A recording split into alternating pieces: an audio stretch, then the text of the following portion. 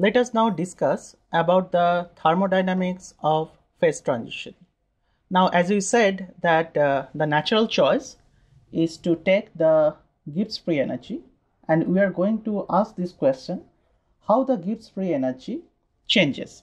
But instead of taking the Gibbs free energy, we'll use the Gibbs free energy per mole, which we denote as mu, and where this mu is known as the chemical potential. So chemical potential is nothing but the Gibbs free energy per unit mole. Now, what this chemical potential means? Again, suppose we have separated the system into two phases, where suppose this is phase 1 and this is phase 2. Now, if the system is in equilibrium, so then we know that the densities will be different in this phase. Suppose this will be rho 1 and this will be rho 2. Suppose this is a liquid and this is the corresponding vapor. So the liquid is in equilibrium with the vapor. In that case, although the densities are different, that characterizes the phases are different, the chemical potential in those two phases must be the same. Now, if there is a difference in the chemical potential, for example, suppose we just put the liquid and then just wait and watch, then what will happen? Then slowly the liquid will evaporate and some molecules of the liquid will actually vaporize and go into the vapor phase, which means there will be initially there will be a chemical potential of the liquid, so we are calling it as a mu1, and then the change in the Gibbs free energy, chemical potential is nothing but Gibbs free energy per unit mole. So suppose dn amount of moles actually went from the liquid phase to the gas phase. So this amount is dn. So the change in Gibbs free energy will be minus mu1 dn. Similarly, for phase 2, the change in Gibbs free energy will be mu2 into dn. In this case, it will be plus dn because it has gained some molecules. So the total change in the Gibbs free energy, which we denote here as a differential change, will be nothing but mu2 minus mu1 into dn. And at equilibrium, when the equilibrium will eventually attain, then we said that mu2 and mu1 will be equal, which means the Gibbs free energy will be 0 at equilibrium.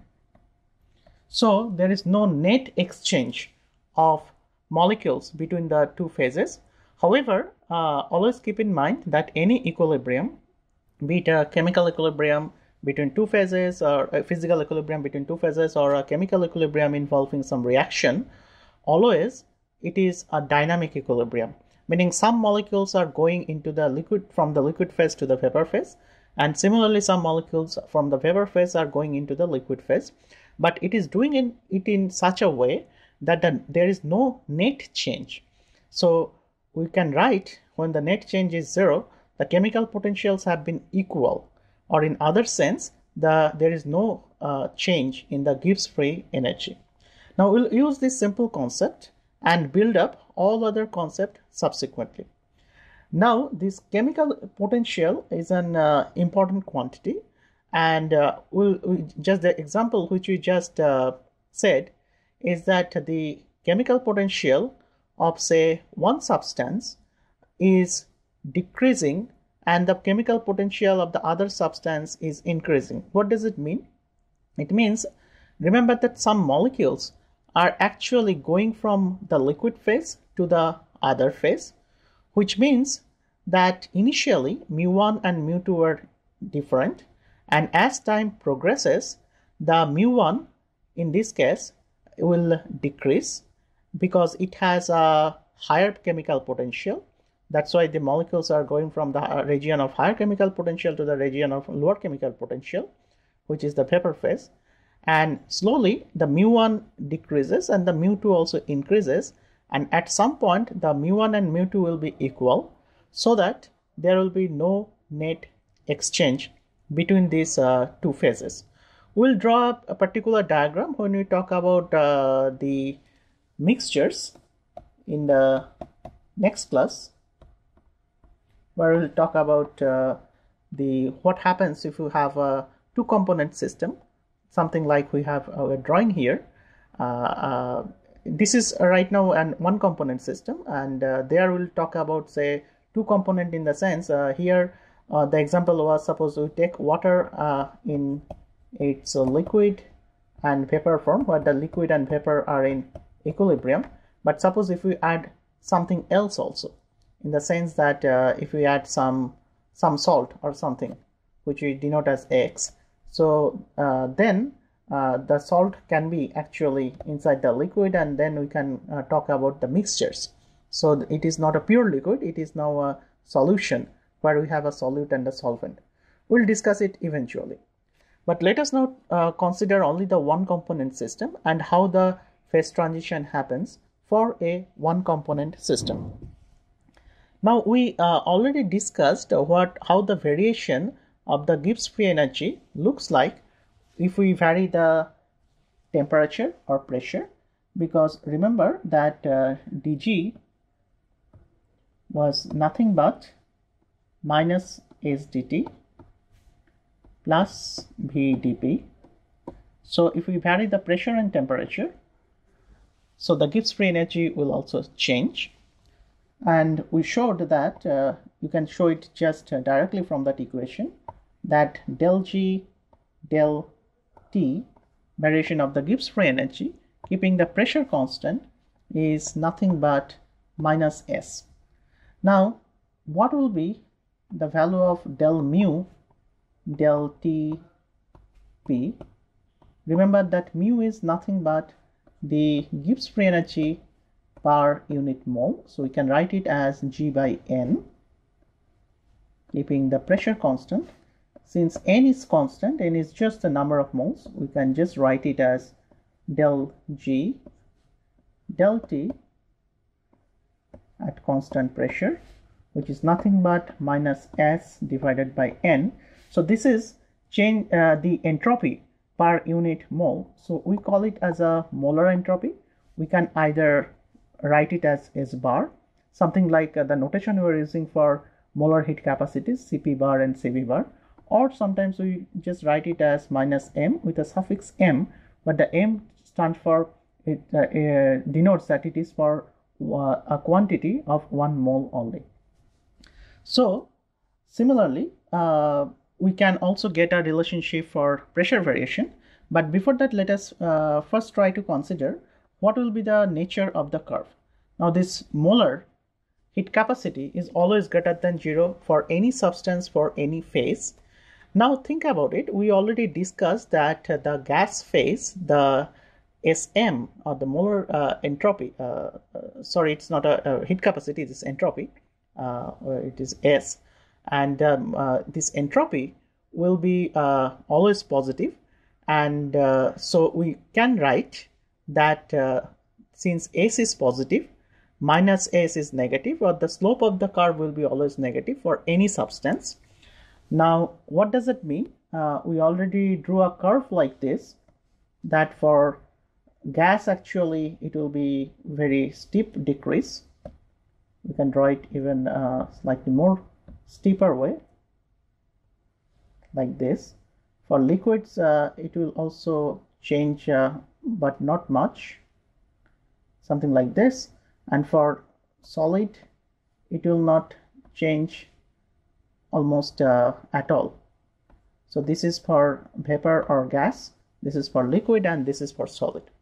Now suppose we are increasing the temperature and the phases are also changing, in the sense that it is going from a solid phase to liquid phase and from liquid phase to the gas phase.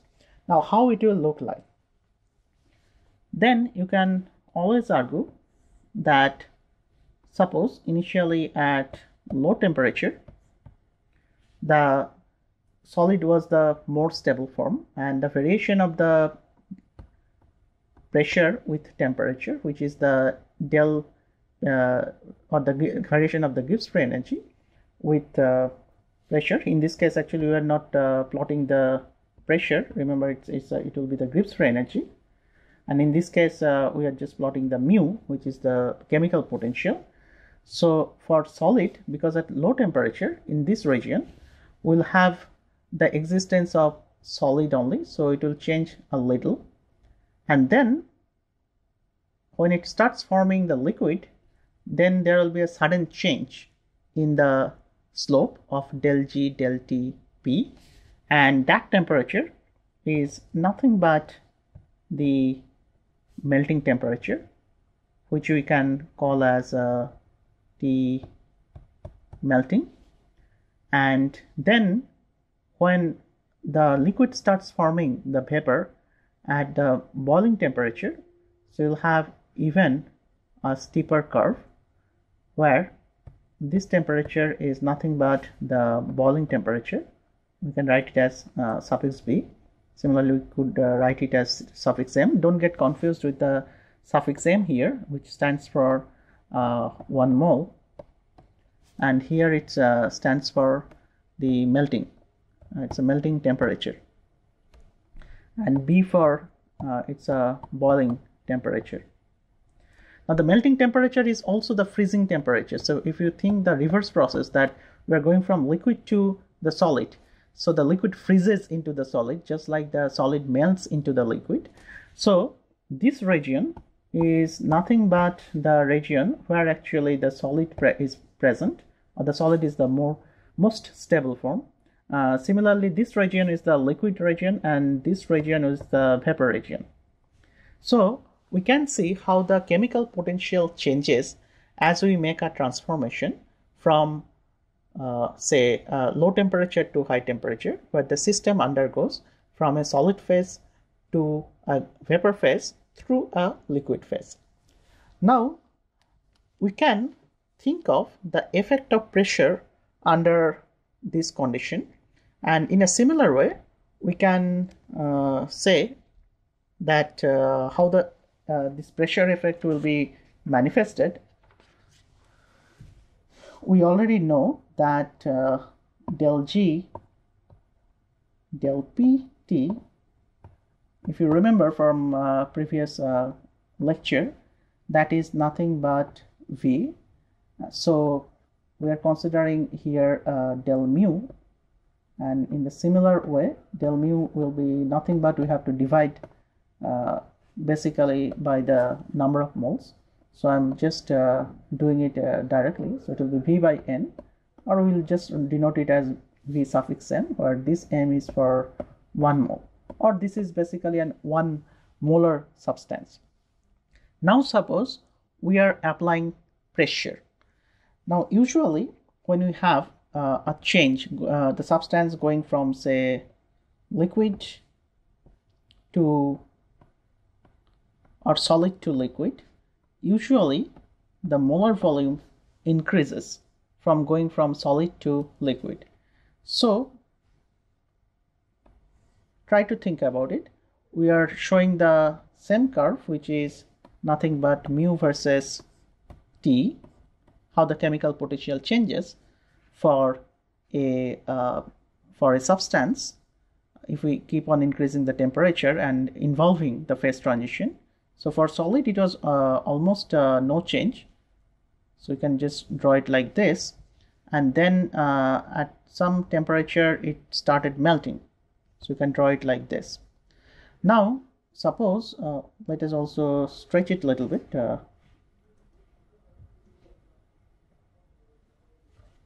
and also stretch this line a little bit. Okay, so at this point we had the TF, which is the freezing point, which is of course equivalent to the melting point.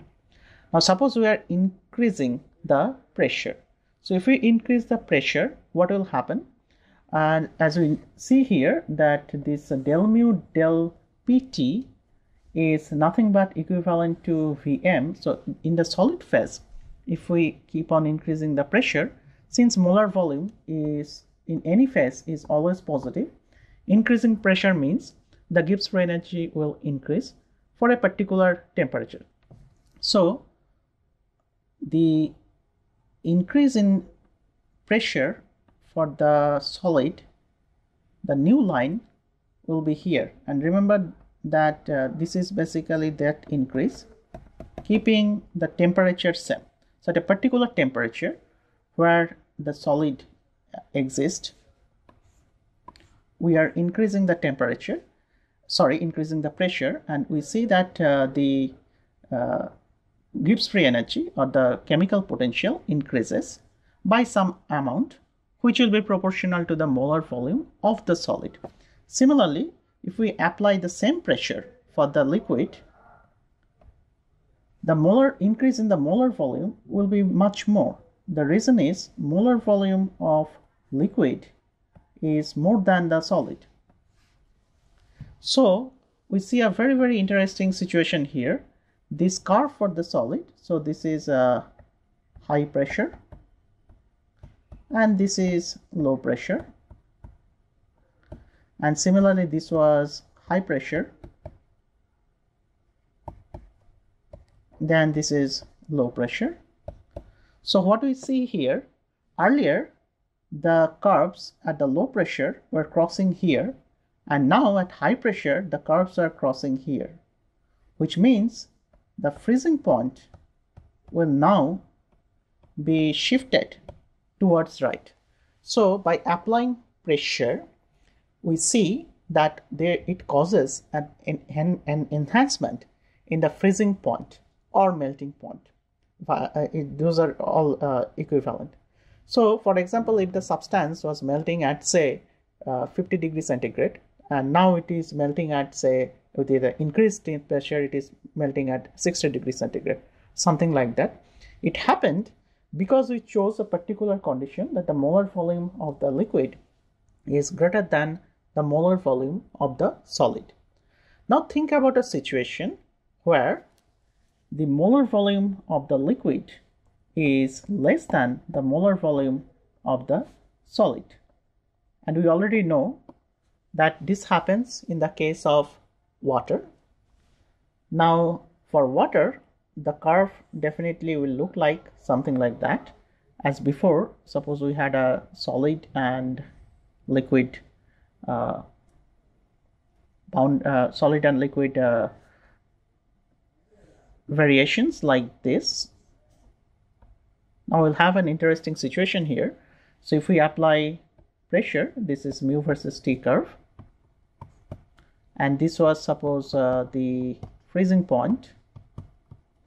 And if we now apply pressure, now the molar volume of the solid will increase, because remember in either case, whether this condition is valid, whether the molar volume of liquid is less than the solid or molar volume of liquid is greater than the solid, this condition is always true. The molar volumes are always positive, which means if I apply pressure, it will increase. Now the question is how much it is increasing in the solid phase compared to the liquid phase. That changes. In the earlier case, the solid phase or increase in the solid phase or change in the molar volume in the solid phase was little compared to the liquid phase. In this case, we'll have just the opposite scenario. Suppose this is the increase of the molar volume at some constant pressure. Now for the liquid, let us suppose that the change in the molar volume is very little. So this is the change in the molar volume. Now you can see the curves were crossing earlier here. Now they are crossing here. So not here, sorry, they are crossing, this is the upper curve.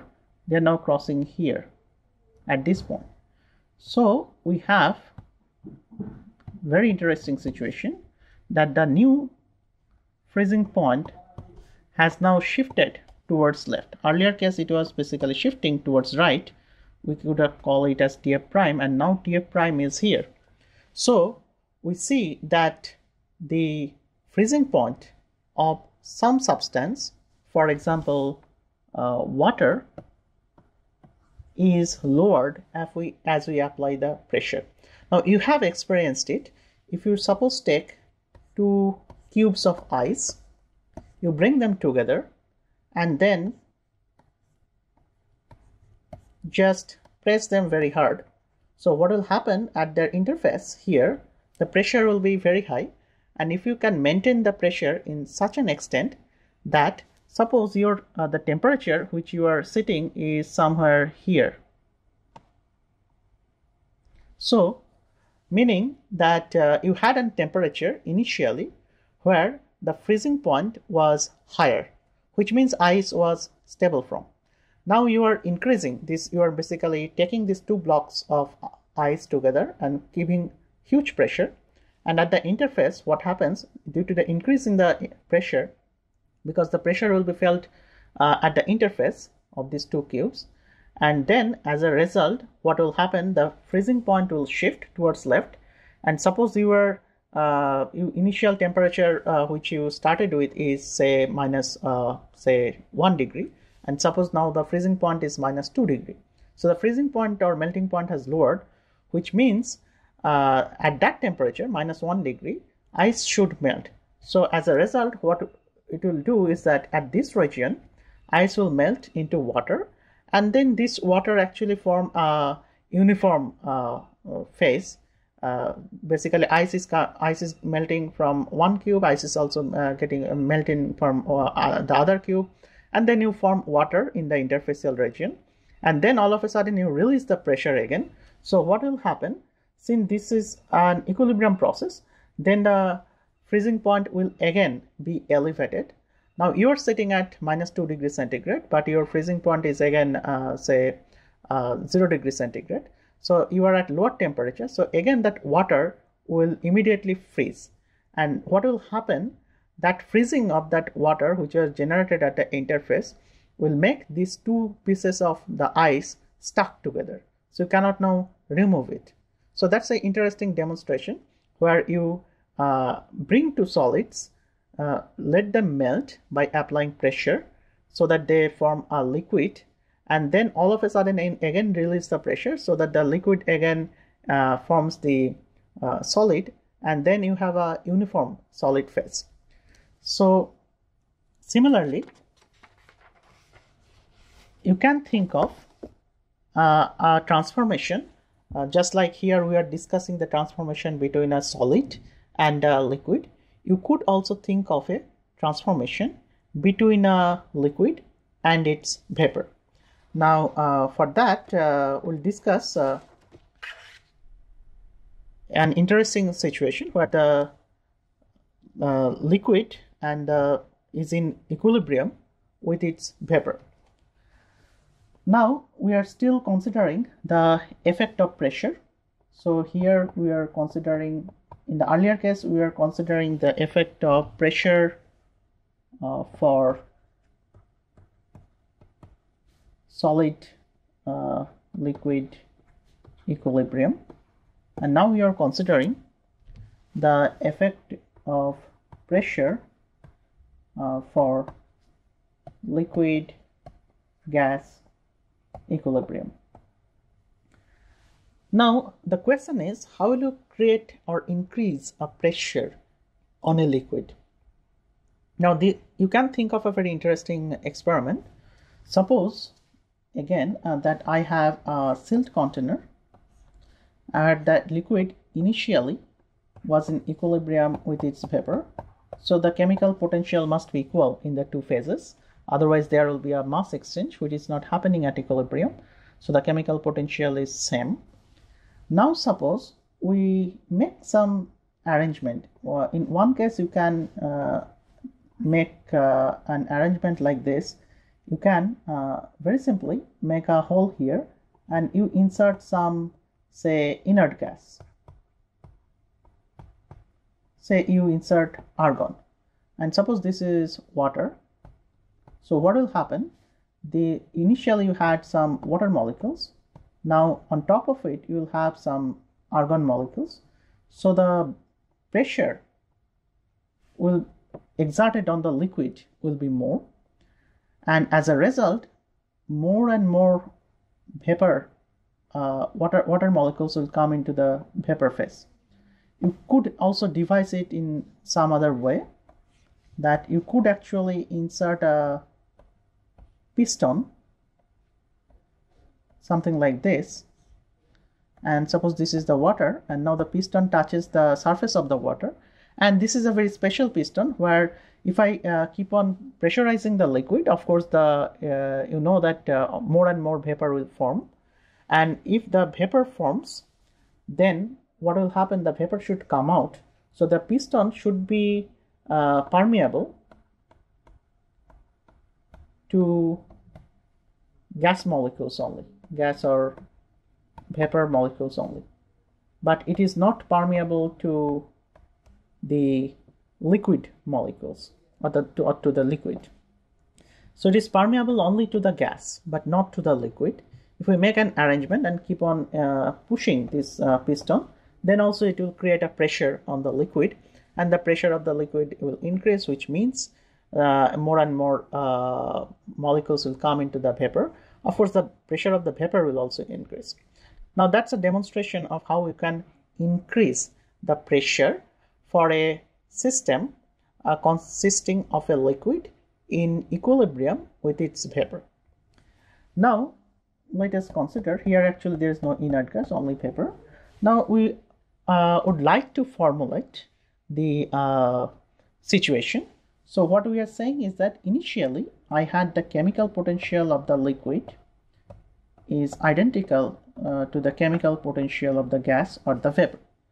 Now suppose in this change we make something where we write that the change in the chemical potential for the liquid as d mu also should be identical to the change in the chemical potential of the gas if after application of the pressure the system comes to a new equilibrium.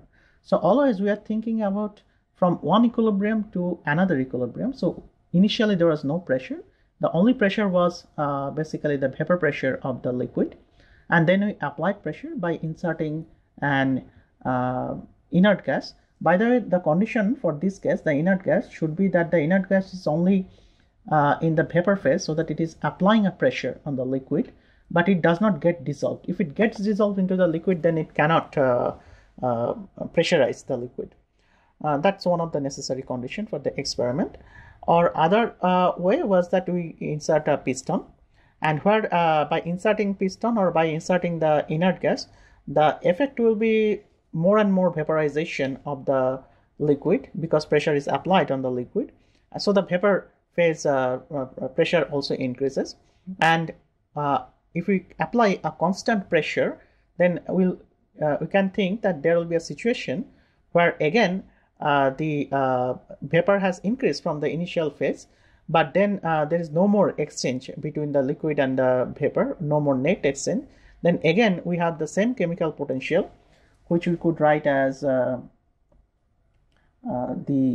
which we have denoted as the change in chemical potential of the liquid is equal to the change in chemical potential of the gas. Now we are just going to equate these two things and try to understand how the pressure will vary under this condition.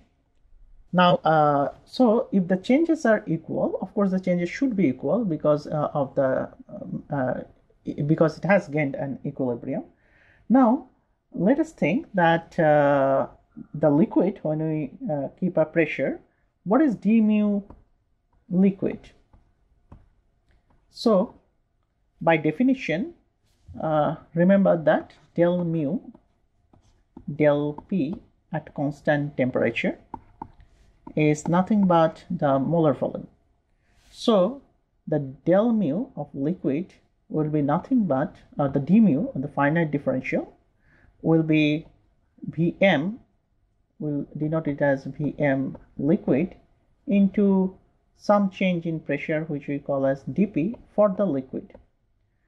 Similarly, for the gas phase, we can write it that will be the molar volume of the gas times some change in pressure for the gas. Remember this change in pressure. Initially, the pressure exerted by the for the gas and the liquid were same. Why? Because the only pressure was the vapor pressure, which was created by the vapor or the gas.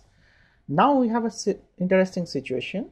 We have some increased vapor pressure, but there is also an additional pressure. This additional pressure is coming either from the piston, or this additional pressure is coming from the inert gas.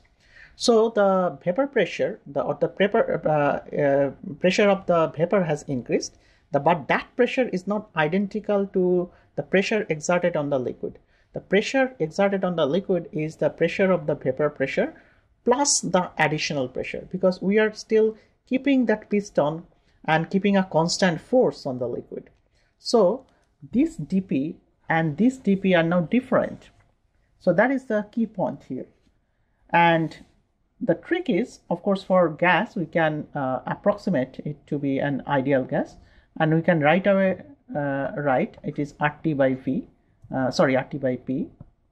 and because it won't be nRT, it is a molar volume, and for the gas, and then it's the pressure of the gas, and then we can write just dP of the gas.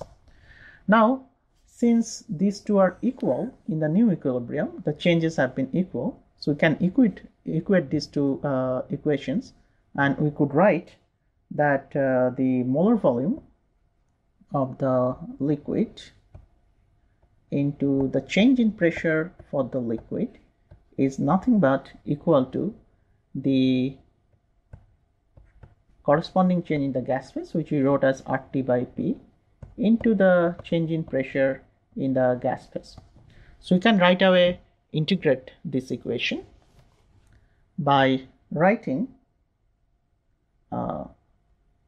please follow here. So I'm just integrating it like this. So let us integrate it here. Now suppose initially the gas or the vapor pressure was P star. So this pressure is P star.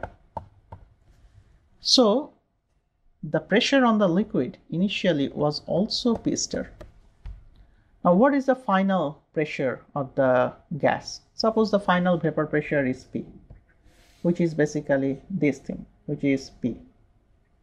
Now here the final pressure will be P plus delta P, where this delta P is nothing but the extra pressure that is coming from the piston or from the inert gas. Now this P plus delta P, we will approximate it to be equal to P star plus delta P. The logic goes as follows. Because suppose there was a vapor pressure P star initially, and that got enhanced to P, and in the new situation the pressure exerted on the liquid is the new vapor pressure plus the additional external pressure, which is done either by mechanically or by inserting an inert gas. However, this pressure which we are keeping on the liquid by the inert gas, or say through the piston, will be, this delta P will be much higher than the change in the vapor pressure itself, meaning the P star to P, that change will be very little compared to the external pressure.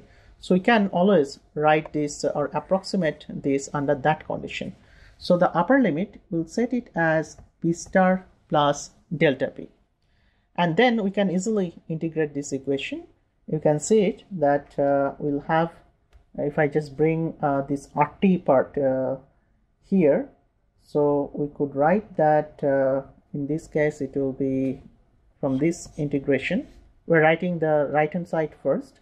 It will be ln P by P star.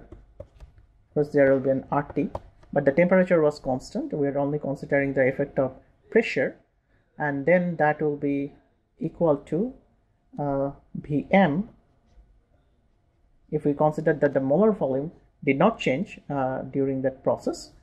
And of course it's a molar volume of liquid, and which doesn't change too much over pressure. That's why you're considering it to be constant, although it's not exactly constant. And then since we made it P star plus delta P and P star, so the integration is simply just delta P.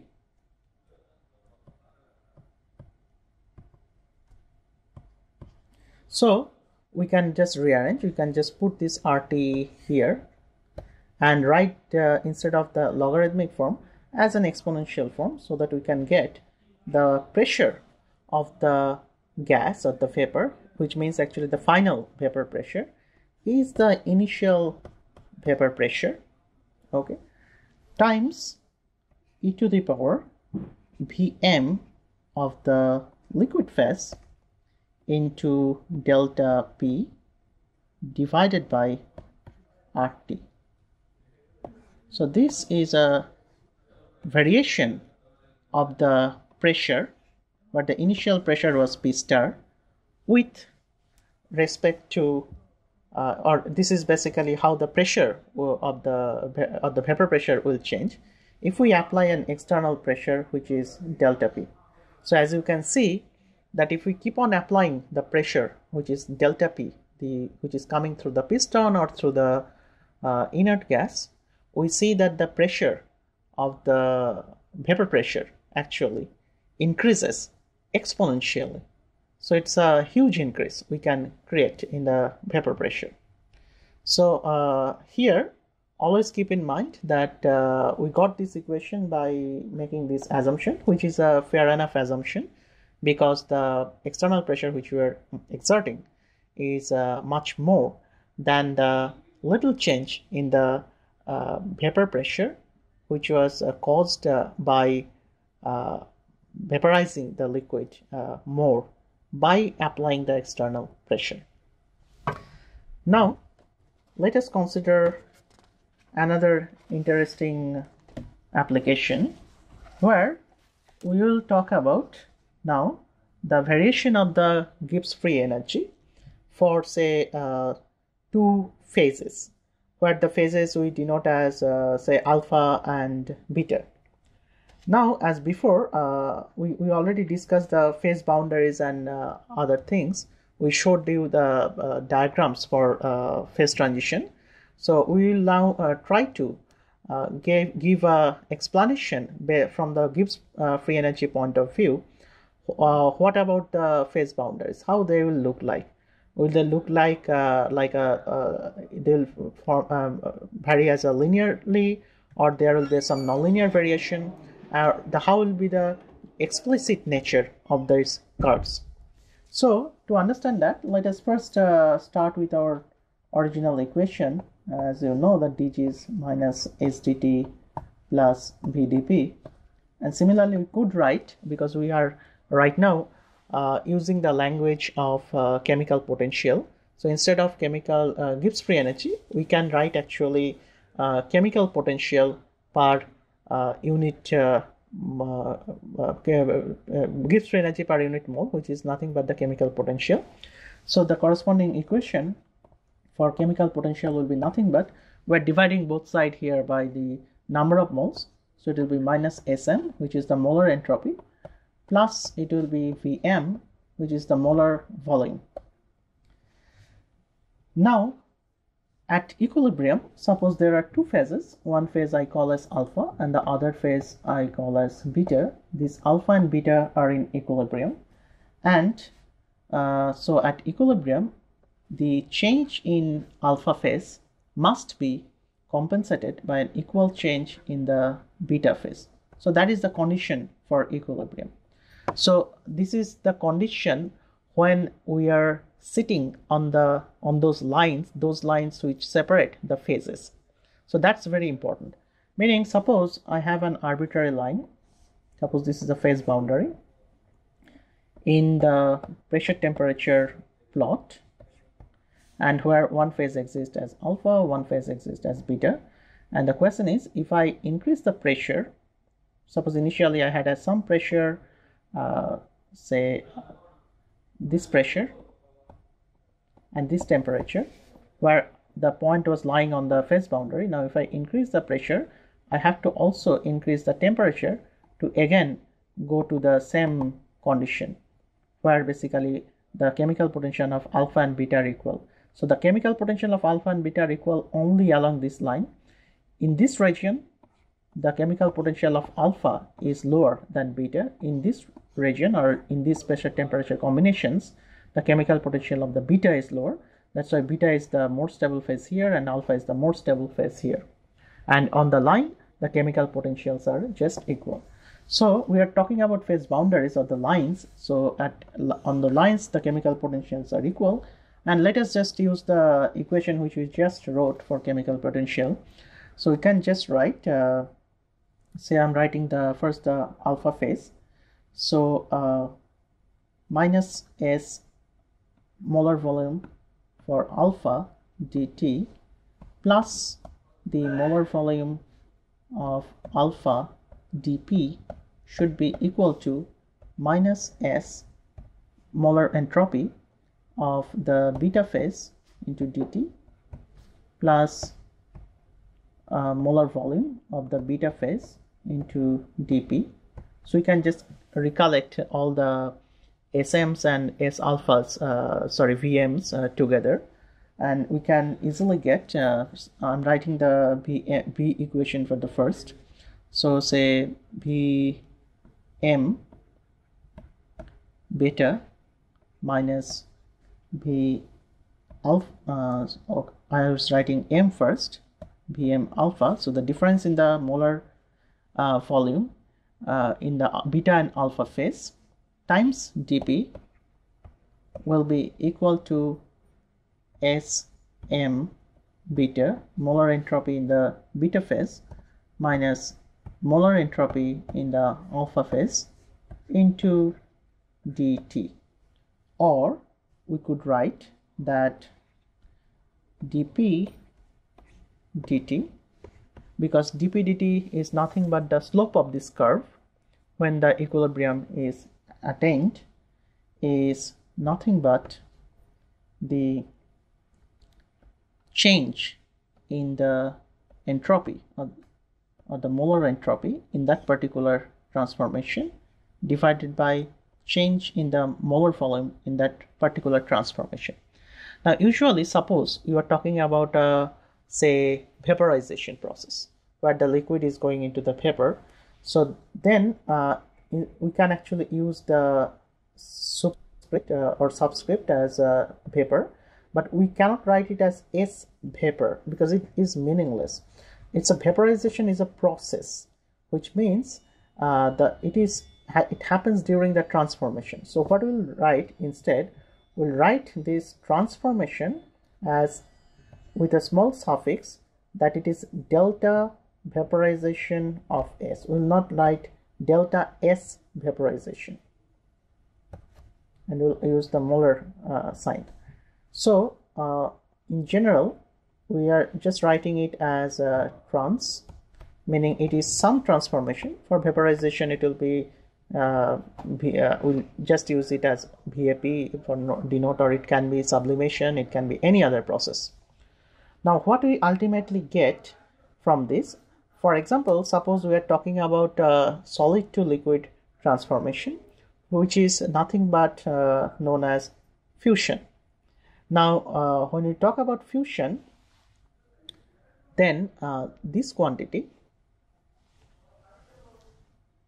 dp dt is nothing but delta fusion S divided by delta fusion of V, and these are all molar quantities.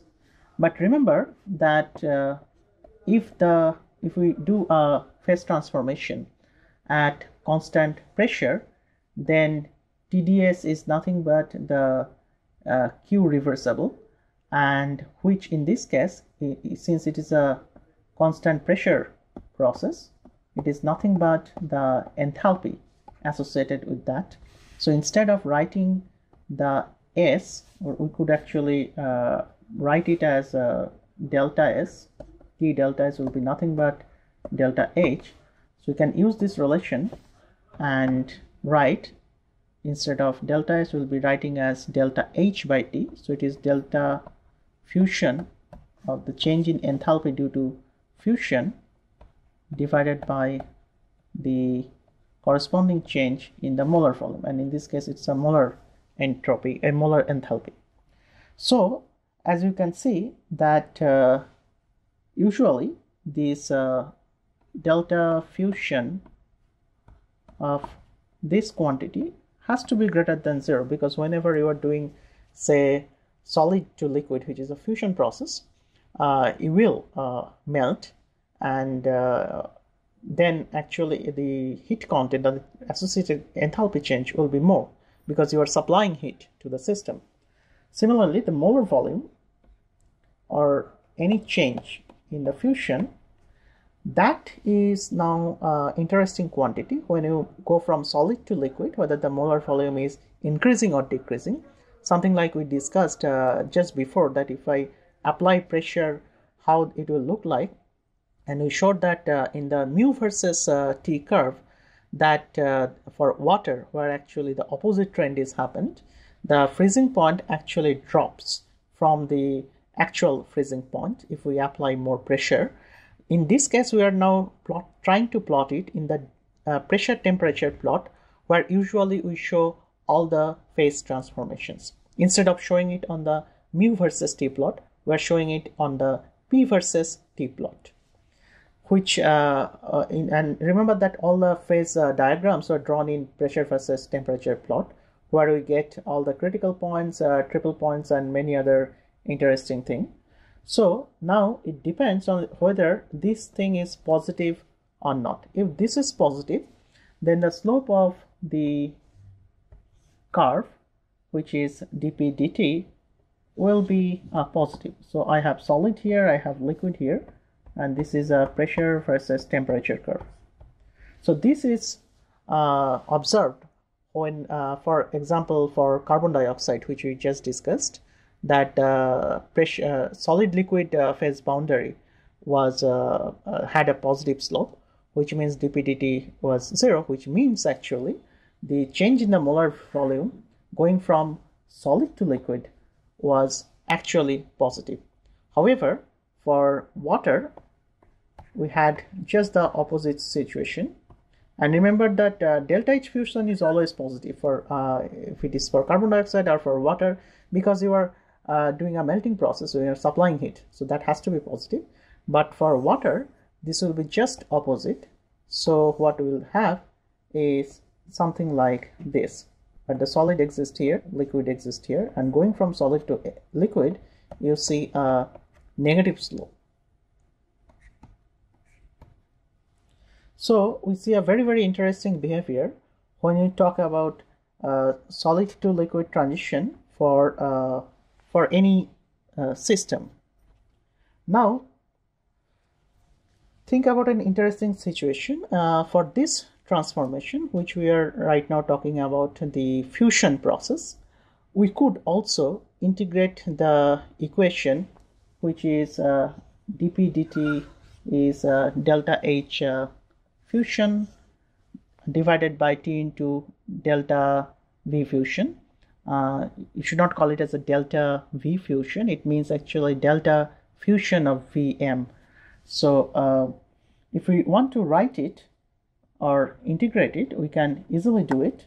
So suppose we had an initial pressure which is P star going to a final pressure which is P, and then we have the, say for example, vaporization or fusion, whichever process we are considering, divided by here we'll have T into delta fusion into molar volume. And usually during the change of the transformation, we are assuming this is more or less constant, meaning this change is not the slope of the curve is positive or negative, but it is a very steep slope, in a sense it's not changing too much. And then we can integrate it. This is nothing but dt over T, say the temperature is going from T star to T, and then what we have here is P is nothing but equal to P star plus, we have actually taken P minus P star and moved the P star in the other side, and we have that the fusion, change in enthalpy due to fusion, and change in the molar volume due to fusion, and we have ln T by T star. But since we are considering only as, say, a very small change in temperature, suppose we are considering only this much change and asking what is the change of the curve dp dt here, so then we can, or what is the slope of the curve dp dt here, so we can say that we can make an approximation. We can write ln x if the x is small, or if the x is small, we can write ln 1 plus x as almost equal to x. So that condition will just apply. So we're just writing it very cleverly as delta fusion h divided by t into delta fusion Vm, and within the ln we are just writing it as 1 plus t minus t star divided by t star. So basically we added 1 and subtracted 1, and then we can easily write it. So this is my x right now, so we could write it as basically p is nothing but p star plus delta fusion h, which is a molar quantity, and t into delta v fusion, it will be delta fusion v molar quantity, and which is multiplied by t minus t star. So this is a very interesting equation which was actually put forward by Thomson, but it's not William Thomson or Lord Kelvin. It's basically John Thomson, which is the brother of William Thomson, who was the brother of William Thomson. So we see that this is a very interesting equation where we can actually talk about how the pressure changes during the process of fusion when the solid is going into the liquid. Now, as I have drawn here, you can see already we have drawn it as a linear, but the linearity is only an approximation. So the curve actually is nonlinear, but over a small range of temperature, you can approximate it is linear. So we showed that this change in the volume or the molar volume is can be positive or negative depending on the substance. For ice it is negative, for carbon dioxide it is positive. So the solid liquid phase boundary, at the solid liquid phase boundary, the slope of the curve is positive for carbon dioxide but negative for water. Now, just like we discussed the vapor sublimation process or fusion process, not the sublimation process, it's a fusion process. This is going from solid to liquid. Sublimation is going from solid to vapor. So we can also talk about sublimation in the similar way. So let us now talk about the vaporization process, where basically the liquid is going into the vapor.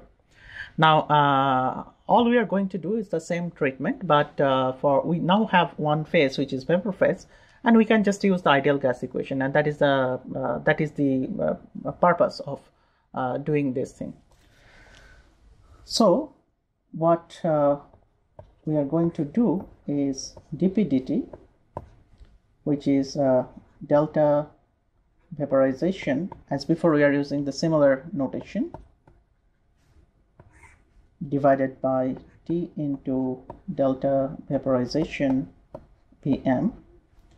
And now this delta vaporization, think about it. What is that change in the molar volume due to vaporization?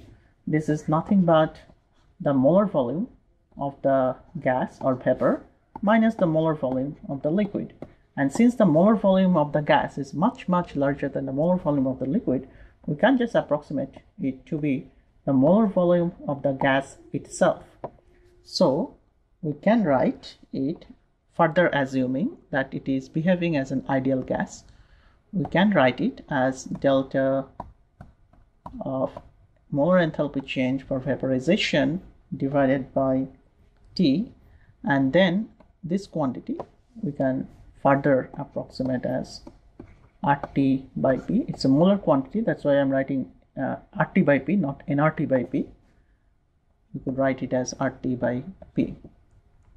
So this P will go into the denominator, in the numerator here, so denominator on the left hand side, so we can easily figure out. So it will be dP by P is delta vaporization HM divided by RT square.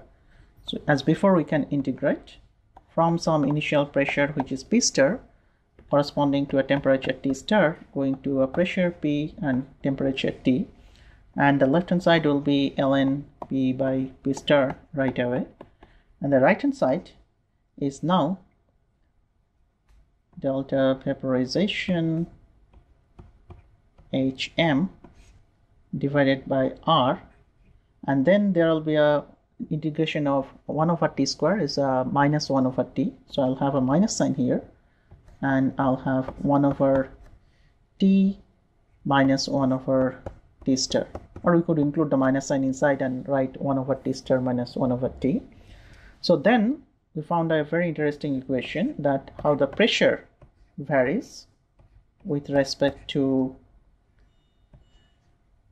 change in temperature, and it is nothing but e to the power minus delta vaporization molar volume divided by R times 1 by T minus 1 by T star. Now this equation is known as Clausius-Clapeyron equation.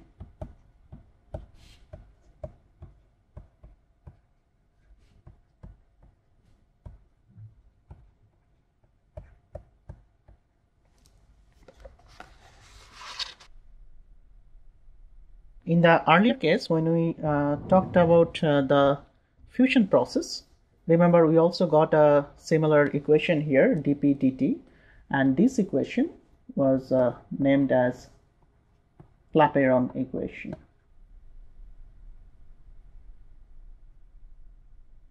The Clapeyron equation talks about the melting process or the fusion process, and it talks about the slope, and we saw that it goes as P is equal to P star into delta H divided by T into delta V into T minus T star. So it is a linear varying with the temperature. But when we moment to introduce the gas, since we are using an ideal gas equation where actually the pressure is inversely proportional to the volume, and that leads to a very interesting situation, and we can actually plot now the Clausius-Clapeyron, following the Clausius-Clapeyron equation, how it looks like. So the liquid vapor boundary will look like something like this. So it will be liquid and it will be the gas or the vapor. So together you can now think of that if we want to write it, all the different transformations, which is melting or fusion, then vaporization, and also there is sublimation. But for sublimation it will be similar like the melting, because it is between two condensed phases. As we it's not between two condensed phases, it's from one condensed phase going to the gas phase. So just like our treatment of Clausius-Clapeyron equation, which is going from liquid to the vapor, if we consider the solid to the vapor, then you will also see that for the vapor phase we can again write the write it in terms of the ideal gas equation, and then we'll get a logarithmic relation, which means actually we'll get an exponential function for change in pressure as a function of temperature. So if following the Clausius-Clapeyron as well as the Clapeyron equation, if we want to plot the pressure and the temperature at very low temperature, of course, in this case, usually the solid form will be the more stable, and this will be the solid form, and this will be the gas situation because it is very high temperature, and in between we'll have the liquid phase. And initially from solid to gas, it should be something like an exponential thing. We have not discussed it. It is the sublimation process, but it follows the same logic. Just like between gas and liquid, it will be similar.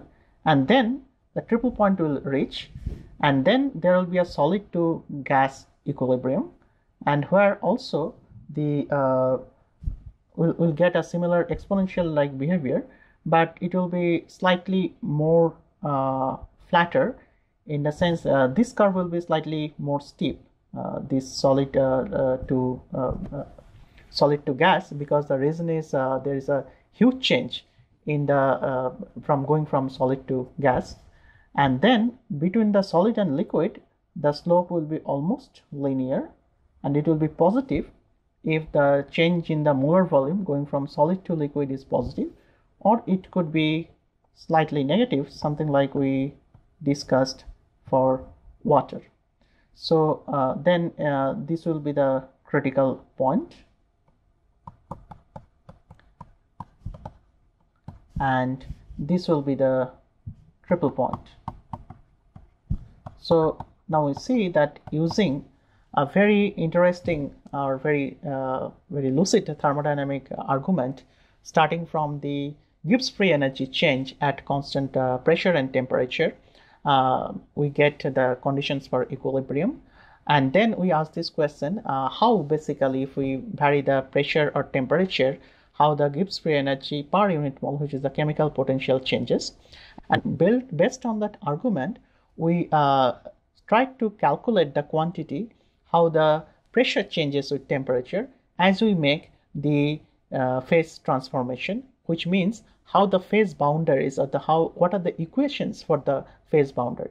So all these equations, the Clausius-Clapeyron equation or the Clausius-Clapeyron equation, describe the equation of these curves. Which curves? Those curves which separate the phases, or separate as or acts as a boundary between the different phases.